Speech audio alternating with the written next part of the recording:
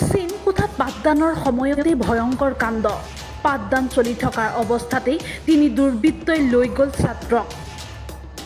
আমগুৰিত সংঘটিত হৈছে এক ভয়ংকৰ ঘটনা। আমগুৰিস্থিত মন্তেশ্বৰী জাতীয় বিদ্যালয়ত পুৱাই লাগিল হোৱা-দোৱা। বিদ্যালয়খনৰ পৰা তৃতীয় শ্ৰেণীৰ এজন ছাত্ৰক অপহৰণৰ অভিযোগ। পুৱাই দেউতাকে বিদ্যালয়ত থৈ গৈছিল অনিকিত দুৱৰী নামৰ ছাত্ৰজনক। তাৰ পিছতেই এগৰাকী মহিলাসহ দুগৰাকী অচিনাক্ত দুৰ্বৃত্তই আহি পাঠদান চলি থকা অৱস্থাতে শ্ৰেণীকোঠাৰ পৰা উঠাই লৈ যায় ছাত্ৰজনক। লগে লগে খবৰ দিয়া হ'ল ছাত্ৰজনৰ পিতৃক। মই ল'ৰাটো স্কুললৈ থ'বলৈ আহিলোঁ ৰাতিপুৱা 7:30 বজাত।